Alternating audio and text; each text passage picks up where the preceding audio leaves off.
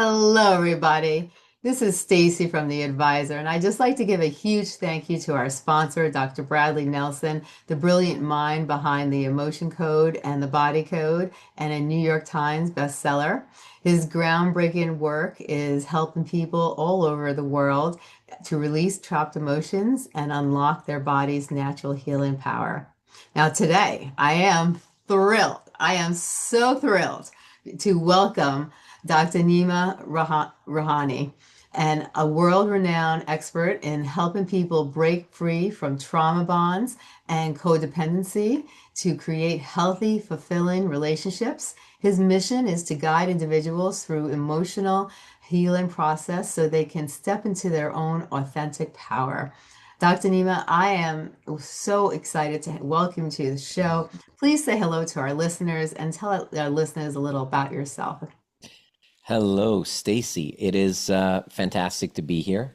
Um, this is a really important conversation that is about health and healing. And as a chiropractor who's been just out of in the mind body wellness industry for about 25 years, I was noticing something with patients that were coming in with physical ailments, but there was a lot of trapped emotion, there was a lot of conflict, grief, unprocessed grief, shame, and all at the hands of ruptures and relational conflict that hasn't healed. And so I thought, wouldn't it be cool if I could offer something a lot deeper? And in my practice, started doing these workshops called Life Skills for a Stressful World.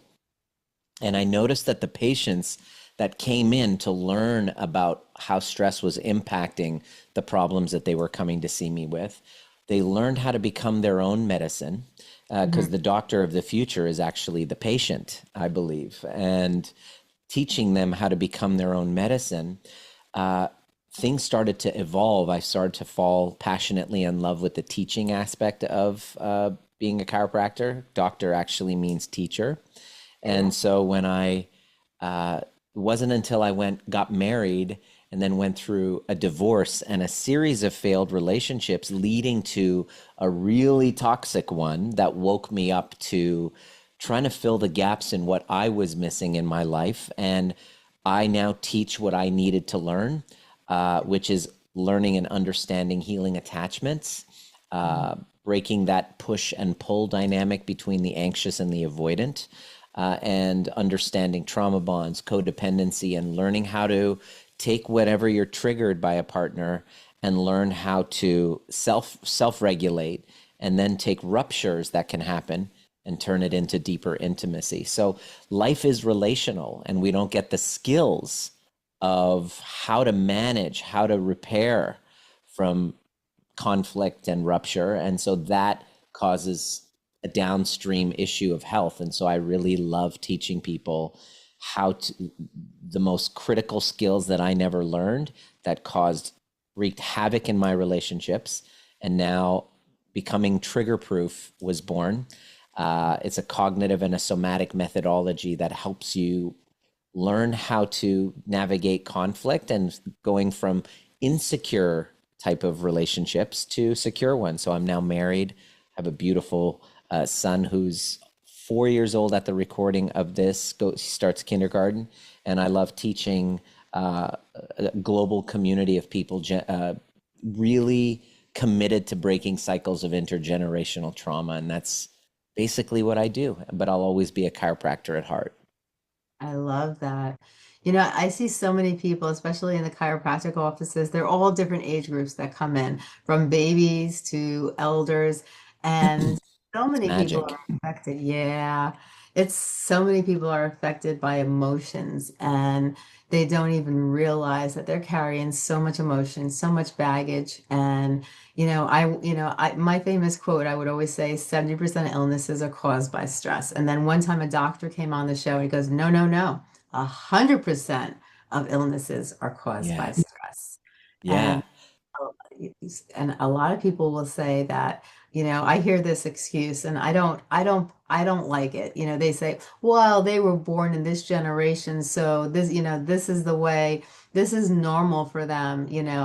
But I believe that, I've seen, through doing so many shows, people from all different age groups have realized that I'm not happy. Life isn't going the way I want it to go.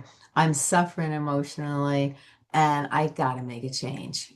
So I Yeah. think it doesn't matter the time we were born, what era, change is possible, changing the way we live and not being codependent and being able to change the way we feel, the way we think, the way we react can just do so much for us. Yeah. How do you feel about that?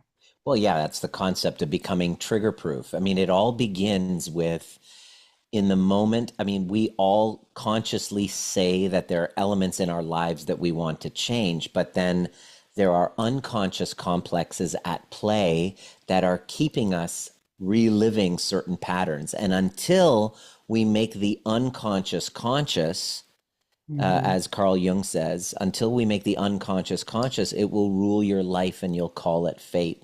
And so there is a neuroscience to change, to behavioral change. And so just that's beyond the surface, that's unconscious. So becoming trigger proof is the art and neuroscience of seeking and finding these unconscious complexes that come up in our triggers and using them to find those younger parts of ourselves that we're trying to get their needs met Yeah. and find better strategies of getting those needs met than the way the childlike parts of us used to do it. And so we can change. Is it easy? No, it's not. But it does sometimes take a guide to help us find our blind spots so Hmm. that we can all find parts of us that need to grow and then learn the magic, the medicine of becoming our own healer. And so that's really what I've dedicated my life to. I love that. Now, how do personally, how do you define codependency and how does it differ from simple caring too much about something or Yeah, someone? great question. If you were raised in an environment where your emotional needs were not met, which is very common. You were told, don't cry or I'll give you something to cry about. Mhm. That didn't happen. You're being too sensitive. Or any request of connection, bid for connection to your parents were met by shutdown or dismissing or denying your experience. It causes you to be raised not feeling seen. And there's Yeah. a big wound of, I don't feel seen. And so when a child isn't seen by their mother, what ends up happening is the child comes up with an unconscious solution, one of two solutions. Solution number one of not feeling seen, the child then creates this false self, this grandiose false self that says, I am perfect. This fantasy kind of false self that's godlike, that Mhm. is all powerful, all knowing, all beautiful, right? And so that rage of not feeling seen, they internalize it, but they externalize it, right? So this solution to not feeling seen, solution number one, we're going to call narcissism. We're going to call narcissistic kind of solution. Yeah. The second solution to not feeling seen, the child can't express their rage for not feeling seen towards their caregiver because that's going to cause them to be not get their needs met. So that Hmm. rage, instead of externalizing it, they internalize it. And then they say, you know what? They create a false self. And that false self that they create is, I'm going to become whatever I need to become and hyper attune and become hyper aware and hyper focused with what the people around me are thinking and feeling so that I can be super duper attuned and hyper vigilantly focused on them so that I can become whoever I need to be in order to get my needs met. And that is the codependent solution to not feeling seen. Same wound, same wound of not being seen, but solution number one, we externalize and we look for validation out. We look for, we create this false self that's grandiose. Solution number two is the codependency. Now, growing up like a moth to a flame, the narcissistic part Mm-hmm. is a magnet for the codependent. It is like the codependent and the narcissist are, which are just roles. I don't mean to diagnose or label people, but Right, right. this is two sides to a coin. It's like a perfect match for one another, because this one is very boisterous, is outgoing, knows what they want, is very forward, right? And grandiose. And this one is like an echo. It echoes whatever this one is saying and feeds the ego of that. And so this one has leadership and this one has validation. And they become this amazing, oh my gosh, the first phase of when they meet is love bombing. Oh my gosh, you are the most amazing. And so the narcissist sees the energetically, spots this kind of divine union that seems like it was written in the stars, and then Yeah. uses love bombing, driven by the fear of abandonment, uses love bombing as a man, sex bombing as a woman to get that attachment hook in. And the Mhm. codependent, once they let down their guard, they feel this not feeling seen. They strike a deal with one another. The Mhm. narcissist basically says, I'm going to be the mother that you didn't have, and I'm going to see you, and I'm going to validate you, and I see you the way that, and I'm going to treat you the way that your mother never did, with absolute love bombing and pedestalization. And and here's what's going to happen. Then you're going to be my mother. You're going to Mhm. be the mother that I didn't have, where I now will test to see if you're going to be my mother by being abusive, by withdrawing love, by withdrawing affection, because no mother ever leaves their child. So it's kind of like they strike up a deal, this Yeah. dual mothership, where they finally feel like they're getting their needs met that they didn't get in childhood. And this Yeah. during the love bombing phase, where they're co-pedestalizing one another. It feels like love at first sight. It feels like, oh my gosh, I love at first sight, but it's not love at first sight. What happens is the codependent falls in love with an idealized version of themselves through the narcissist's gaze. And so Yeah. this continues for the first 6 to 8 months until finally there is a crisis of disillusionment. Mhm. Something happens where that fantasy is popped. Yeah. 3 months, 6 months, 8 months, a year, where the truth comes out. The veil is now dropped, and the love bombing then turns to devaluing and discarding. And then it becomes like intermittent reinforcement, where through the sudden transition from love bombing to devaluing, the codependent is now feeling like a drug addict, having their drug taken away, waiting for their next hit. And Yeah. through the process of what's called intermittent reinforcement, they go back and forth with the push and pull, going Yeah. through these phases of love bombing, devaluing, discarding. Oftentimes it can get abusive, but essentially they are acting out this dance Mm-hmm. that was unhealed in childhood. What they don't know is that beneath the surface, their unhealed wounds are a perfect match for one another, with an opportunity to heal if they do the work, Right. or they go through this exhaustive push and pull dynamic. And codependency, basically, they become so what's called enmeshed with one another that their emotions become like one. It's kind of like, why are you upset? Are you mad at me? Are you mad at me? Like what did I do? It's kind of like that person's emotions become yours, and you're Right. going through this exhaustive dance.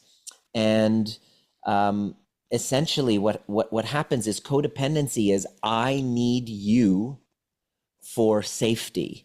Whereas a healthy relationship, which what I call a co-regulating relationship, which is secure, which is I don't need you. However, you remind me of the safety that I can find within myself.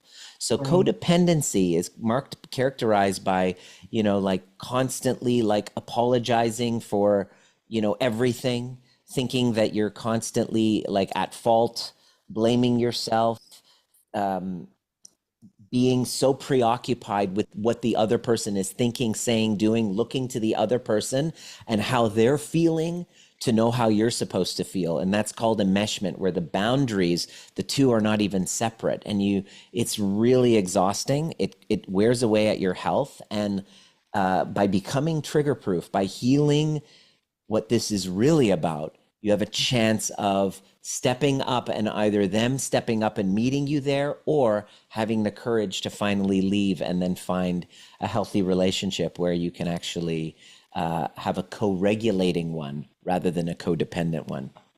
Yeah. Oh, so well said.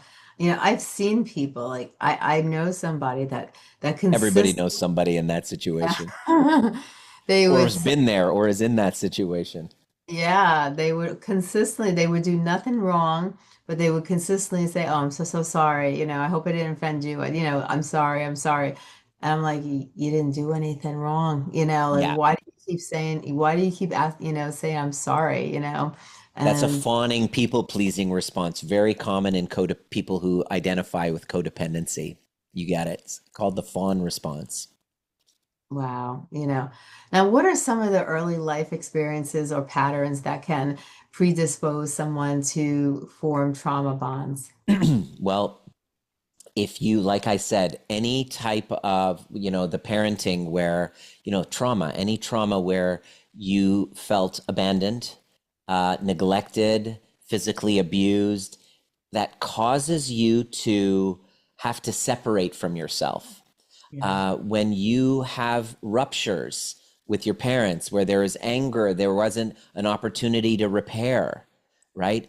What happens when a child has a tantrum or there's a problem or the children aren't taught, we don't have the skills when we're born to regulate our emotions. We need our parents for that. So when we are having big emotions, emotional outbursts, tantrums, and parenting is hard. I have a 4-year-old. Parenting is hard, so I'm not perfect. Sometimes I lose my patience, but what Yeah. happens is afterwards I repair with my son. I show him that my system is safe and I can bring him from a place of activation back into safety and teach him that I am a safe place where all of his emotions are validated.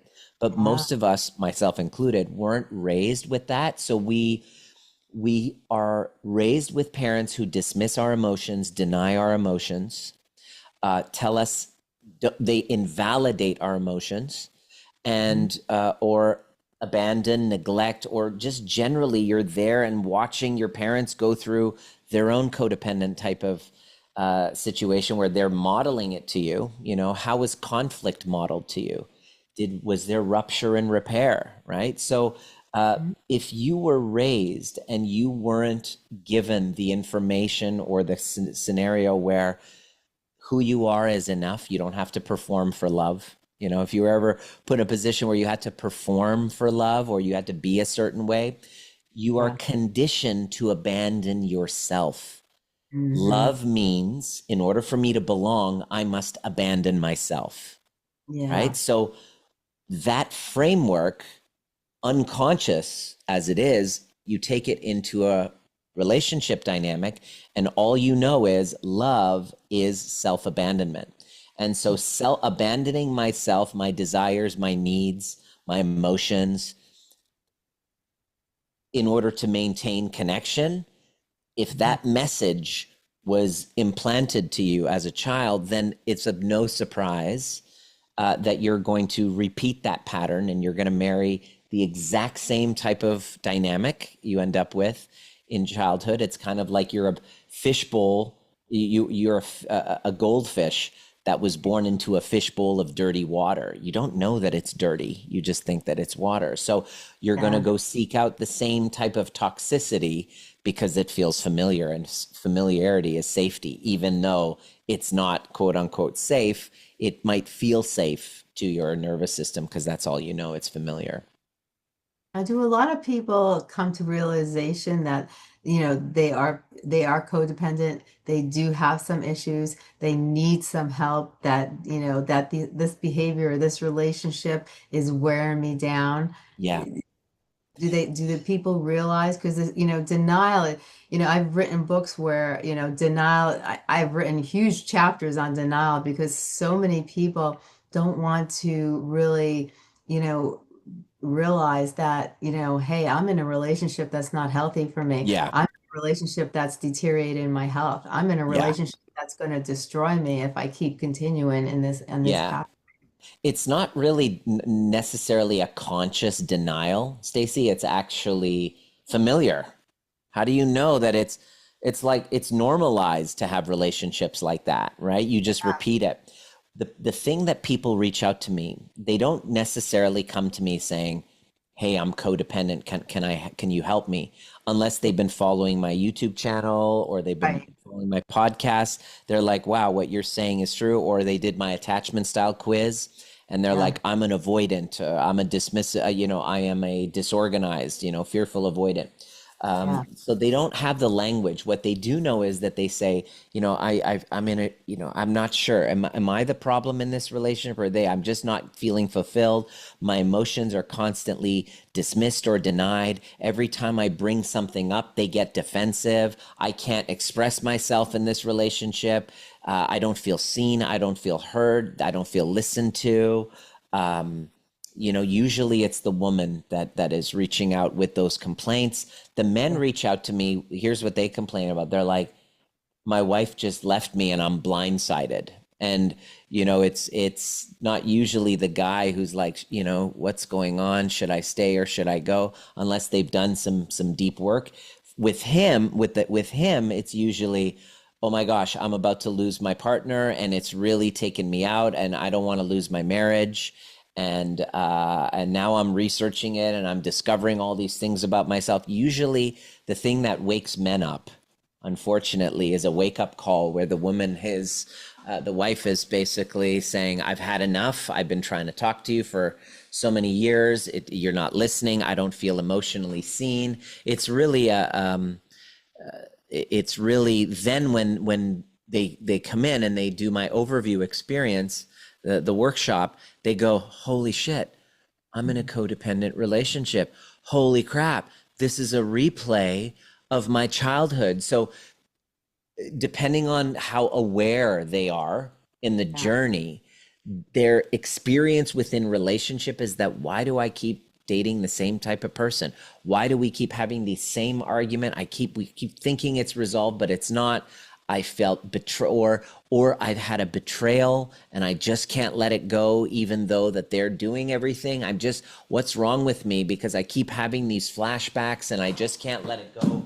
So there's there is a multitude of reasons, but the main thing is that this is a toxic relationship. I'm feeling unfulfilled. Should I stay or should I go? Or if they're single, they are in a place where they're like, am I too broken to have a secure relationship? I've been so hurt in the past. I don't know if I'll ever be ready to date again. And so it's learning how to heal, then developing the skills so that you have your confidence and your mojo to be able to discern the right ones from the wrong ones, or being able to say, hey, I'm growing at this emotional level, emotional immaturity that I have in my relationship. I'm going to rise here and either my partner joins me or we can part ways as friends. So the work begins there, and it's all about rewiring our nervous systems to create safety with a secure bond. Because if all you've ever known has been codependency and being gaslit and invalidated and not having your emotions met, then you don't even know what a secure relationship is. So it's Uh, teaching your body how to find safety in secure relationships, because if you haven't known safety and security, all you've known is that cortisol, that stress, that push and pull chaos within relationships. A secure Yeah. relationship will feel like absolute boredom to you. So it's really about teaching your nervous system how to find safety in security and not seek out chaos because it was familiar. Now, when it comes to this, you're definitely going to need somebody like yourself to help people and guide them and give them We step-by-step need a instructions. guide. I didn't get here without a guide. Yeah. Now, is there some little exercises they can do at home to help them along the way that you Yeah. suggest, to Yeah. help? Well, really, to help you along the way, really, the first step is really to uh, pardon my language, unfuck your nervous system, right? Right. Because the very first step, making sure you're getting chiropractic care. I'm a chiropractor. Just getting that help from the outside to bring your nervous system into safety. It all begins with that, and mastering the nervous system through the breath, through I'm sure that there exercise, getting your body moving, to bring your state from sympathetic nervous system, which is fight or flight, or most commonly what we refer to in somatic work as the dorsal vagal shutdown, where they call it depression, but I don't believe that it's depression. I believe it's a nervous system under it's trying to protect itself. It's dissociation. So our first job is to learn how to operate the machinery of our nervous system, because you cannot get clarity on should I stay or go. You cannot have a healthy relationship if you don't have a healthy relationship with your nervous system and your body. So the first real step is to learn how to get into the body, into the breath, and to expand your capacity for your emotions. And so the best place that we begin, I start all of my clients off with what's called the four permissions. And what it is that most of the time we do therapies, we take medications, there's addictions, there's distractions, there's dissociation, all to avoid our feelings. And what I Mm, have here is a Hoberman sphere as an mhm. illustration of our job isn't to get rid of negative emotion. It's to expand our capacity to sit and feel them. Yeah. So the four permissions is an acronym for SOAP. SOAP. It's safe to feel my anger, my shame. Hmm. It's okay to feel my anger, my shame, my guilt. I'm Yeah. allowed to feel my anger, my shame. I'm I have permission to feel. So it's Yeah. called the four permissions, giving ourselves permission to feel all the emotions that we never gave ourselves permission to feel as a Yeah. child, because our parents didn't know how to hold space for them. Because a Right. child cannot regulate emotions that they're not allowed to feel. So it's Right. almost like our job then, when you're in that space, is to learn how to re-parent yourself Yeah. and change your entire relationship with the way that you experience emotions. And most of the time we do therapies to try to eliminate emotions, right? And Yeah. so rather than learning how to use them and allow them to move through us, we try Yeah. to stuff them, suppress them, deny them, or altogether just kind of like pretend they don't even exist, and repress them. There's a conscious suppression or an unconscious repression where we deny that we even have it, right? Hmm. It's like, wow, you're really angry. No, I'm not. I'm not angry. I am not angry. It's like, oh, okay. All right. It's a denial, right? It's a Yeah. dissociation from those parts of ourselves. It's a deflection. So it's Yeah. really learning, using our kind of like in our Cycle Breakers Academy, I teach people how to get into your body and to expand your capacity to feel all your rage. Yeah. Expand your capacity. Like there's a bunch of anger that we're all carrying from childhood. And the big part of healing it isn't just talking about it, it's moving that through that energy, moving that energy through your body. Oh, 100%. And one of the biggest things that I've learned is that it's okay to have these feelings. Sometimes people like, they make it like, oh, why are you feeling like this? It's not right to feel like this, I shouldn't they. be feeling this way. Yeah, exactly. And you know what? It's we all have the right to feel anyway. Those are our feelings. And if I Yeah, feel sad, if I feel angry, if I feel upset, those are my feelings. Everybody's different. Everybody, handles things differently. yeah, And, for some people, it might not affect them. For some yeah, others, it will affect them. But those are my feelings, and it's okay yeah. to feel that way. And it How took, we respond to those feelings, that's where the work is. Feeling them yes. is one thing, but there's usually a story, oh, I feel anger. Now I'm also ashamed that I have anger. Or I have such shame and now I have grief that I have shame. So we have this kind of shame binding to our Yeah. emotions. And the first step to healing all of this trauma bond stuff, codependency, is to rewire our relationship to our emotions themselves. And the four permissions is literally the very first step. It's Yeah. safe to feel. I'm allowed to feel, right? Yeah. And so when we don't allow others to feel their emotions, it's because we are making up a story that they feel that way Yeah. about, like, oh, you feel anger, that means I'm bad. And so I don't want you to be angry. Don't be angry. Don't feel guilt. Don't feel that way. I Hmm. shouldn't feel that way. That kind of language is very, it lacks awareness because we can't control our feelings. Our Yes. feelings, they come up unconsciously, automatically. It's how we master the art of riding the waves and bringing ourselves back to safety rather than suppressing ourselves or suppressing other people. And so it's especially important for children because when a Yeah. child is crying, immediately as a parent, I feel guilty that they're crying and I want to stop them. Stop crying, stop crying, stop crying, so that I don't feel what I'm feeling.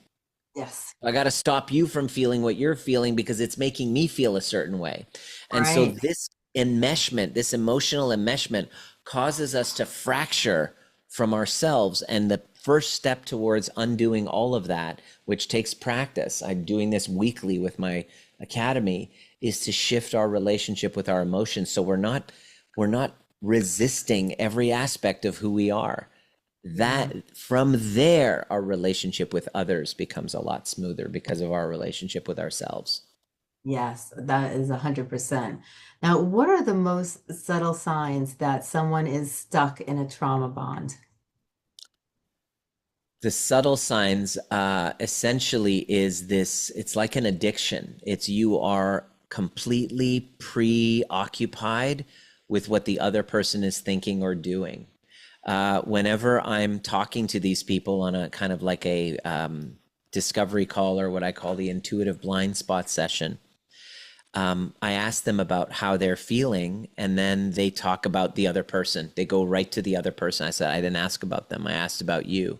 And that's a red flag for me that this person is codependent. They just have an identity that's based on orienting externally. It's an Yeah. external oriented type of thing. You're constantly focusing on what they're thinking and feeling. If they're in a mood, you make it about you, right? Yeah. If they're in a mood, you immediately make it I'm bad, or you dismiss them, you deny them, and then you get into a place where you're constantly scanning, tracking the other person. You're withholding your truth because you don't want to upset the other person. Hmm. The trauma bond really is characterized by the cycle of love bombing, then devaluing, and then discarding. I don't want to be in your life. And then all of a sudden you make up and it's just honeymoon phase again, and then devaluing and then discarding. And yes, this also can overlap with the cycle of abuse as well, but it's kind of like a spectrum. So it can become super abusive, or it can just be through this exhausting cycle where Yeah. in a month, let's say in a 30-day cycle, you're like breaking up and then having crazy makeup sex and then breaking up. And then it's just one of the subtle signs is this is a familiar pattern. I feel like I'm reliving my relationship with my mother or my father. Yeah. Oh, 100. That's so true.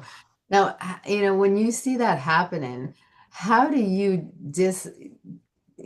kind of dislocate yourself from, not being able to, like you constantly watching that person. Oh, that person is doing this, and I can't, I'm not at that point yet. Like I've worked so hard, and that person has that, and I should be there at that level.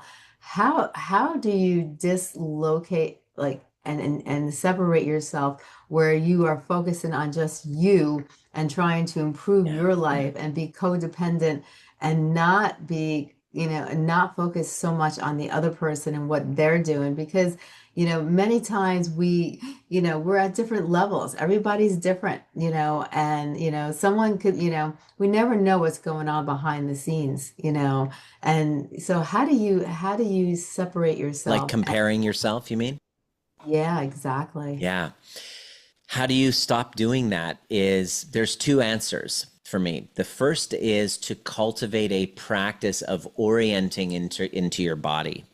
The second that I watch you and I see that let's say you're so much further in your career, immediately that creates a constriction in my body. And the first thing that I do is, instead of focusing on you, I turn the orienting back into the body, noticing where you're constricting. Then what I would do is I would ask myself, how old does this part of me feel? Hmm. Because this is going to be reflective of a younger part that maybe had a competition with a sibling, that was, in school and wanted the attention, or you were 5 years old and your parents just had the next child, and now you have a baby sister now, and now you're like, oh my God, I'm not the most important thing anymore. And so what's happening is something is being triggered. Yeah. And so our work then becomes to orient into the body and closing our eyes and, doing the trigger proof practices of going in and finding this younger part of you where there's the constriction, and then parenting them. How would you want to parent that Yeah. aspect of you? How would you want that aspect of you being parented? What would be an amazing parent to that younger self? And so by validating their experience, not making it wrong, and Right. validating that, say, oh my God, I shouldn't be jealous. Oh, I hate that I'm having those feelings. Well, it's normal. The younger self naturally um, wants to belong and wants to be important, and any type of competing attachment Hmm. threatens that younger part. So it's about noticing it, not resisting it, not Hmm. making it wrong. It's okay. It's safe to feel jealous and envious. It's okay Yeah. to feel jealous and envious. I'm allowed to feel jealous and envious. I have permission to feel jealous and envious. And once you validate those parts, all of a sudden the resistance against it is gone.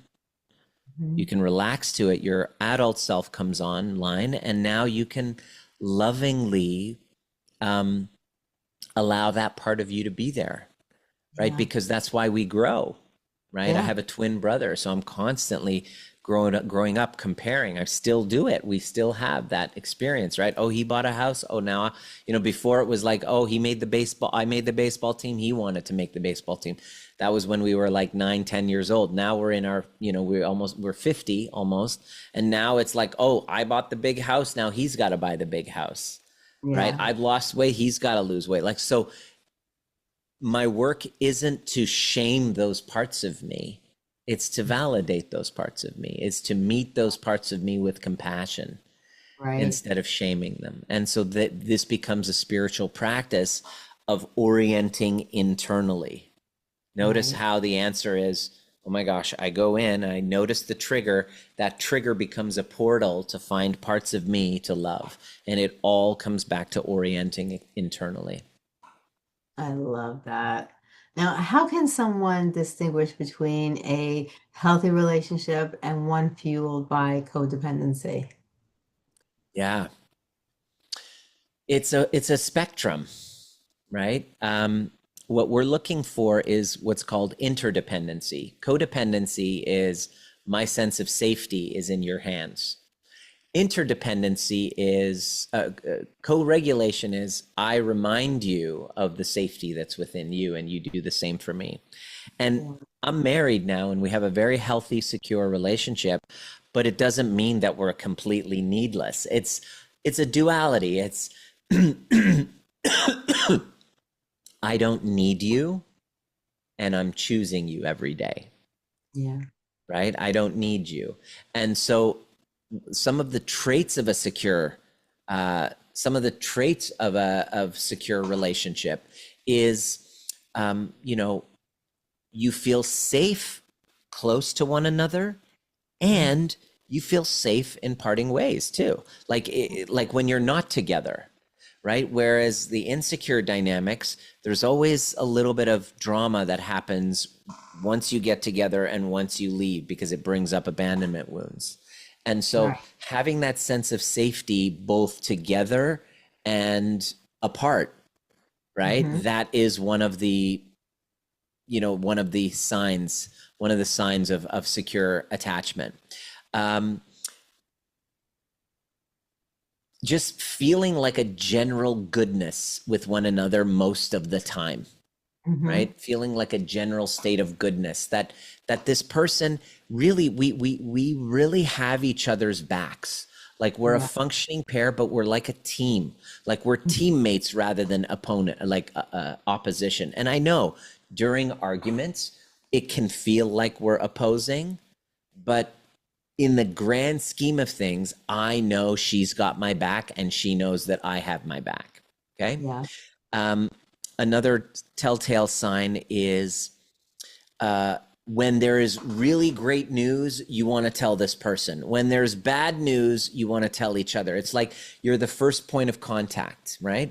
And one of the telltale signs of a healthy, secure relationship is that when there's a rupture and there's a bid for connection, whether Mhm. it's, you know, when we argue, my wife comes and drops a, you know, we haven't spoken in a while, but she'll come and drop a tea Mhm. on my desk. That's a bid for connection. That's how she bids for connection. Right. Then I can then be really generous with her olive branch, right? So when there's a bid for connection, hey, look at this, look at the tree there, look at these flowers. The other person responds lovingly and openly and receives that other person's bid for connection. That's one of the more telltale signs that this relationship is on solid footing, is that the couples that are receptive to each other's bid for connection have more secure relationships. And so, Right. yeah, there's a bunch of them. I have a YouTube video called "How to Know You're in a a secure relationship." What does that even look like? But it's interesting in my Cycle Breakers Academy. When we had this training, people are like, "I wouldn't even know a secure relationship if it jumped up and bit me in the butt," because all they've known has been this codependency type of thing. So, secure Yeah. relationship is really feeling emotionally safe with the other person, safe to express yourself, knowing that there's a general goodness with one another, and Mhm. trust that you will repair after a rupture. Right. Oh, I like that a lot. Now, what are the first steps a person can take when they realize that a codependent or a trauma bonded relationship? What's the first step? Yeah. Hmm. Well, What's the first step a person can take when they realize they're in a codependent or a trauma bonded relationship? yeah, what their first step is to really the first step is to learn how to master your nervous system, because now your nervous system, if you're looking for safety outside of you, that means that you're outsourcing your sense of self-worth. And so what our work then becomes to be the author of our own internal safety, finding safety from within. So mastering the nervous system, getting a guide, finding a community to master the nervous system, to learn how to use these triggers that come up within the relationship dynamic, instead of going into fault and blame, to turn inward, to find the parts of you that need healing and to really integrate with these complexes that are arising within this dynamic. The first step is to realize that it's not about your partner. It's Right. about the unhealed parts of you from your past. And it's really important to go and find the child inside of you and to learn how to really heal with the younger parts. Oh, I like that. Now, Mm. what are some of the common emotional challenges people face when leaving a trauma bond, and how can they navigate themselves successfully? The most common, can you ask that again in a different way? What's the most common challenges in trying to leave a trauma bond? Yeah, so what is the most common emotional challenges that people face when they're leaving a trauma bond and relationship, and how can they navigate themselves successfully? So when they're leaving a relationship, there's a lot going on emotionally. How could they leave that relationship successfully so they, instead of getting stuck or instead of going through a lot of different emotions Yeah. and not knowing what to do next? Well, How are some successful don't ways? don't ever think it's kind of like addiction recovery. Don't think that you can do it alone. It is critical to have a community around you that is holding you to your highest because you want to lean on them. Have the resources, build up the resources, find a guide, find a community, so that you can learn. The most important thing is that, our fear of abandonment, fear of being alone, it's really about finding that lonely little boy or girl inside of you and learning how to give them what they didn't receive inside, and to have a guide and a community walking you through that entire path. In our Cycle Breakers Academy, people are in a should I stay or go dynamic, and their partners oftentimes are not on board with taking responsibility to do the healing. So they know that the partner is not going to step up and join them. It's like, I can't leave because I'm so scared. I'm terrified of being the bad guy. I'm terrified of being alone. I'm terrified of not having the resources. But to take that leap with a guide and a community who isn't going to force you into anything, and Yes. learn through the process as each emotion, as each trigger is going to come up. There's Right. grief. You got to learn how to alchemize it and become trigger proof to it. Not that it's a bad thing, but it's to actually learn how to experience grief without running away from it, right? Otherwise, you're like, to avoid the grief, you're going to stay in a really shitty situation, Yeah. right? The second is to learn how to expand your capacity for guilt. Hmm. Yeah. Guilt is the price of admission for leaving a trauma bond, because a Yeah. part of you feels so guilty because you see the innocent little child inside of them, and you know that by leaving them, they're going to be abandoned again.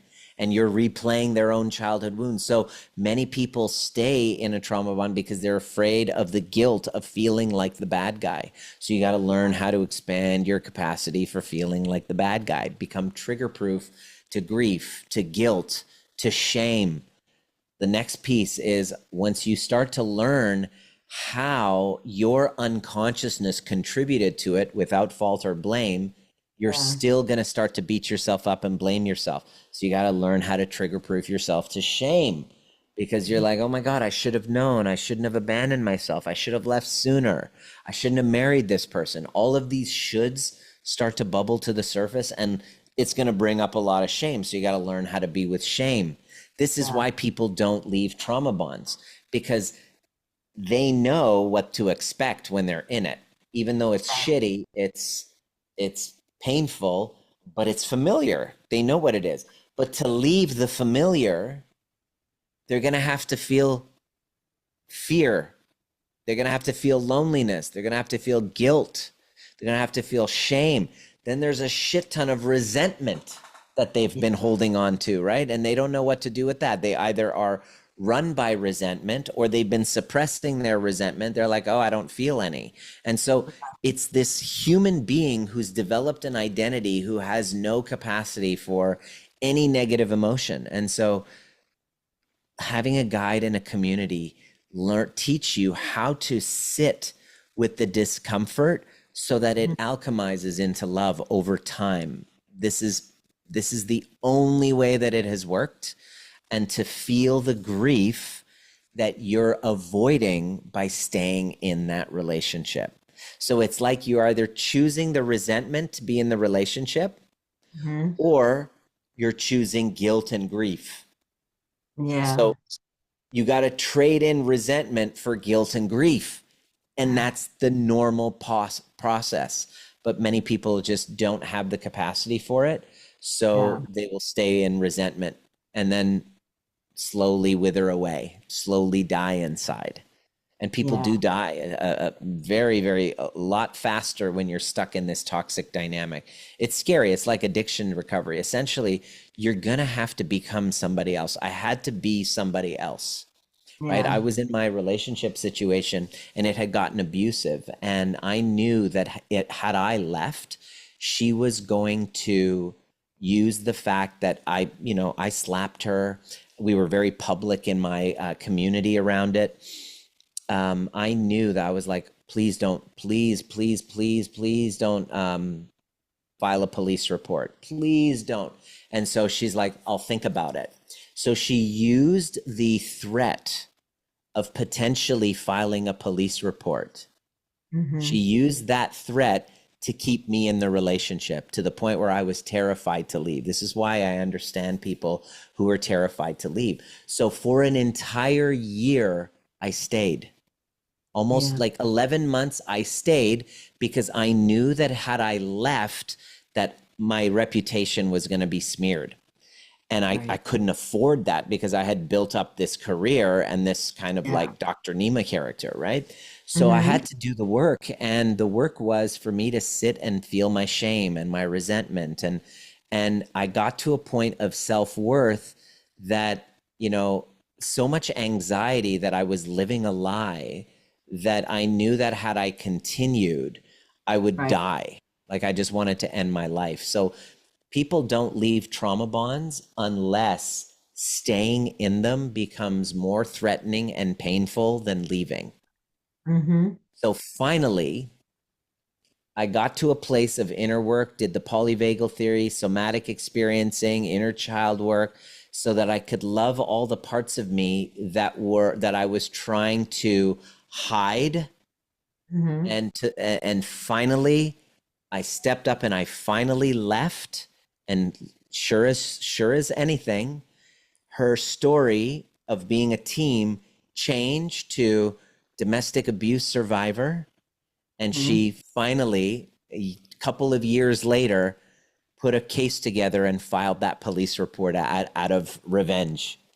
Wow. And so then I went through, and then I got married and I had a child. And 1 week after my child was born, I was arrested and I went through a criminal proceeding.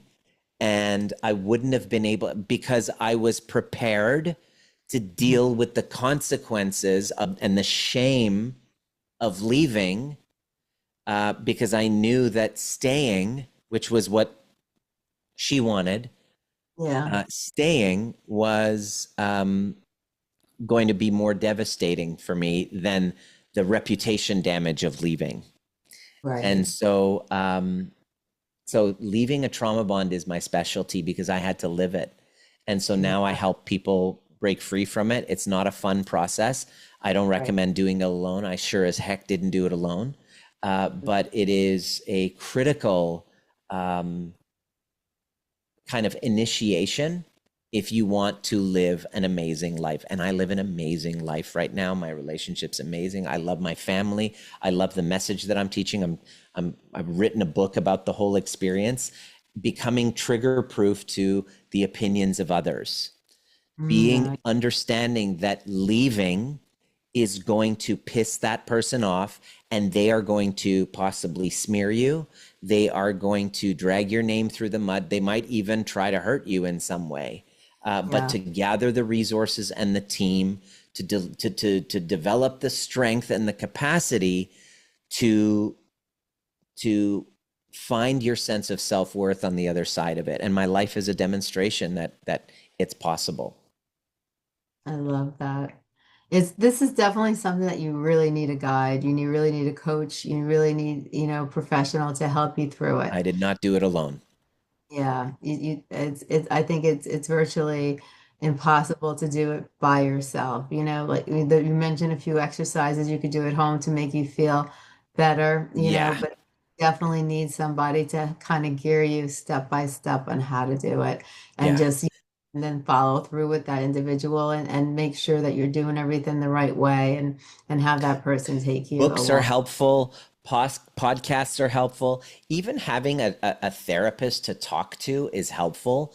But talk therapy does not rewire the identity that makes you a perfect person to be in a codependent trauma bond. You must Right. rewire that identity and heal the actual attachment wounds. And so Yes. this is the focus of my work now, is helping people at a nervous system level shift their Mhm. identity out of codependent patterns, out of the victim story, into powerful co-creator, right? Not about blame, not about victim blaming, not about, fault. Those words don't apply because it's never anybody's fault. We just find ourselves in these situations because they're familiar, and it's Right. about breaking that spell and healing intergenerational trauma. That's really what the work is. Right. Now, where can people find your book? And tell us a little about your book. Yeah, the book is coming out next year. The best way to start is to uh, get on my newsletter.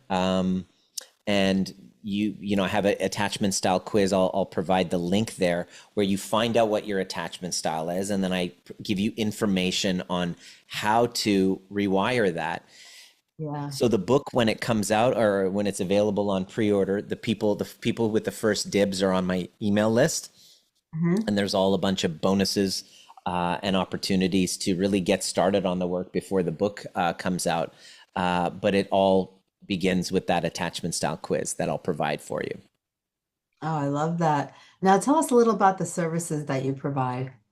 Yeah, it is a kind of a remote, and I have retreats Mhm. where people who are really looking how to reset their whole nervous system, to heal Mhm. from the past, to heal with mother wound, father wound, becoming trigger proof to guilt, to shame, to expand your capacity for other people to dislike you or to uh, uh, disagree with you, and you not abandon yourself, to heal from the fawn response. It's all part of the cycle breaker, kind of like the academy that I teach. And the best way to start is the event that I have. It's called really the trigger proof experience.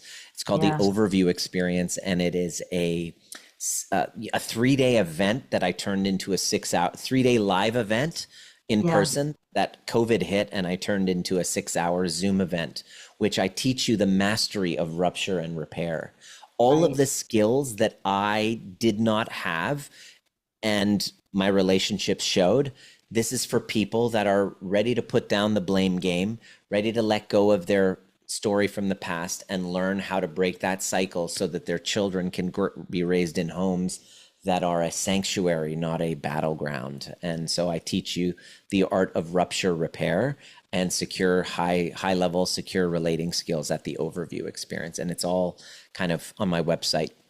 It's all there on my website, which I'll provide the link there. And easy way to get a hold of me, and my links on YouTube, Dr. Nima on Instagram, sending me a DM or hit reply on any of the emails that you get, and then it comes directly into my inbox, and happy to answer any questions that come up. I love that. I think what you're doing is great because I think so many people, suffer from codependency and they suffer from trauma. I think we all have gone through trauma in our lives, and I think Everybody.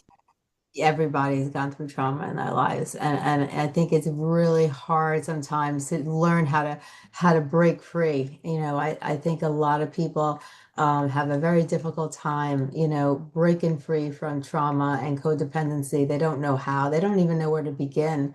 And I think having somebody like yourself, to guide them that has experience in the field can really help people because living with codependency and living with trauma in your life, is a very difficult thing. It really eats us up alive, Yeah, it really creates friction in our lives. And the good news is it doesn't have to be that way. Yeah. I realize that, life is short and unresolved wounding that's trapped in your nervous system impacts the way that you even experience life. And so Yeah. by putting all of my focus inward and clearing that, my life has become a beautiful creative expression, and my life has now become my message. Yes, I by letting go of all the codependencies that I've had in the past and being able to let go of trauma, I feel like a whole new person. It changed my life dramatically. It changed the way I think, the way I act, the way I am today. Yeah. And and I'm a happy, positive person, Yeah. and so many The times you biggest change is how we react to things. Yes, and when I react to things now, I don't get upset. I just take a deep breath. Take a step back. I think about how I'm going to approach the situation or how I'm going to say something, and I just, I say it very politely and very nicely. And if I think I can see the other person is very angry and it's not going to go anywhere, I just very politely just walk away. And years, decades ago, I wouldn't have been like that, but today I am like that. And I just handle things with just, being able to be more aware of my behaviors and aware of how I react to things and Beautiful. not wanting to like be able to, I don't want to cause people any anguish or any anger or any upsetness. So I always think before I speak. And, when I was younger, I wasn't like that. I just Yeah. reacted. So. You have to learn the hard way. Thank you so much. Oh, you're very welcome. This has been a wonderful session. I really enjoyed having you on the show. I'd love to have you on the show again. I think people need to really understand more about how to overcome codependency and trauma in their lives. So many people suffer, and you can even like sometimes you go into stores and you see people and you could just tell by their face that they are not happy. They're living in a Yeah. life that is not a positive life, and there is probably trauma going on in their life. And to be able to have an exit where they can Doesn't they have can. to be that way. Absolutely. Yes, exactly. So thank you so much, Dr. Nima, for coming on the show, sharing your knowledge, sharing everything with that you shared today. I think you're going to help a lot of people, that listen to this episode. And I really thank you for sharing your wisdom, sharing your knowledge, and and just your ability to want to help others is wonderful. I Thank thank you. you. Thank you Thanks so so much. much, Stacey. Oh, you're very welcome. You have a great day.